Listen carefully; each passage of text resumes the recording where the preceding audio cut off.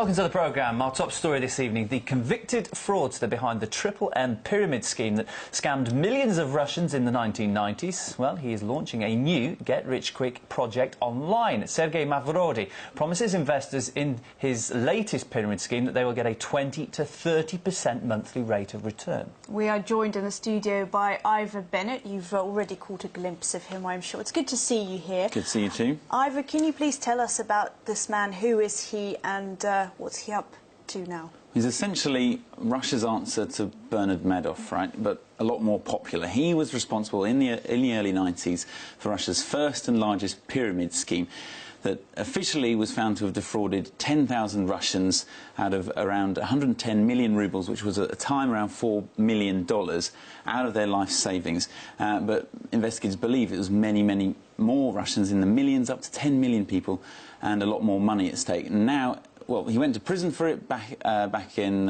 last decade, and now he's up to it again. He's launching a new financial scheme, and he says this time it's legal, basically. Amazing to think he's back, having another go. Says it's all legal this time. So just explain to us, we will judge ourselves, I think, whether it's going to be a good idea or not. Just explain the new scheme to us. As he said before, he reckons it's going to make people monthly returns of up to 20 to 30%, and he's calling it an international financial social network where all transactions are made between the investors themselves, so no middleman. So creaming off the money, that's what happened before. And the way it works is that investors buy a ticket or a share, and then the value of that ticket increases as more investors buy into the scheme, right?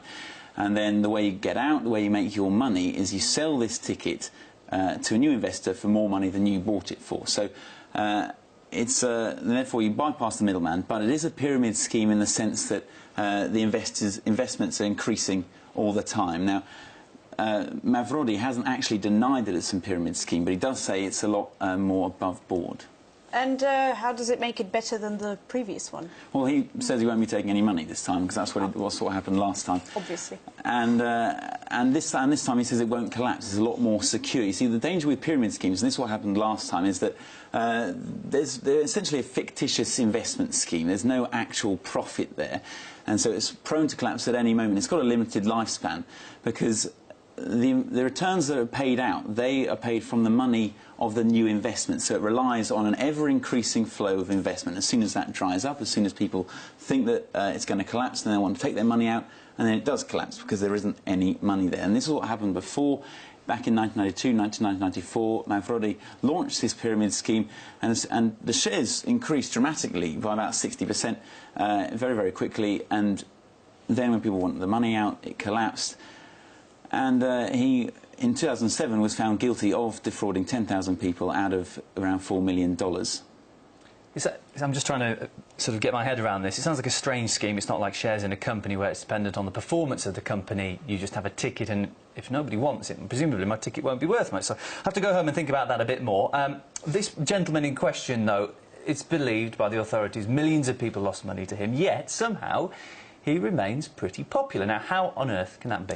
Yeah, it is very strange. He does seem to have achieved somewhat of a cult status in Russia, largely in part of his TV advertising campaign back in the early 90s, when advertising on television opened up. It was some of the first independent advertising, and it was very sort of a quirky advertising campaign. Anya, maybe you remember it. I do, absolutely. It was very popular, because there weren't many TV ads back in the day as well, and it was just gripped your attention. There it is, because it had a few characters. As ordinary Russians, suddenly their life dramatically improves after they've bought shares in this investment scheme.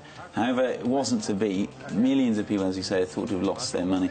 But despite this, Mavrodi has kept a very popular image, and this is evident in the sense that he was actually elected to Parliament, to the lower house of Parliament, the State Duma, in 1995 it was, whilst he was actually he was being held in prison that year on charges of tax evasion. He wasn't actually convicted back then. Then he was released so he could run for Parliament. He got in largely because of support from the people he had actually defrauded. These people thought that he and their money were actually victims of a corrupt state, and that it was a government plot to bring it down. And that still was evident and apparent in his trial in 2007, when many of the elderly investors from that scheme in the 90s were there.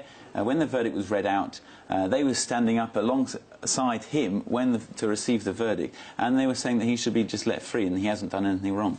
And here he is trying to do it again, so he's still got that support, clearly. Unbelievable. Amazing, yeah. So Sergei Mavrodi is back. There's a new pyramid scheme brewing there, in case you're interested, and we're talking to our correspondent Ivor Bennett about it. Thanks so much for the information.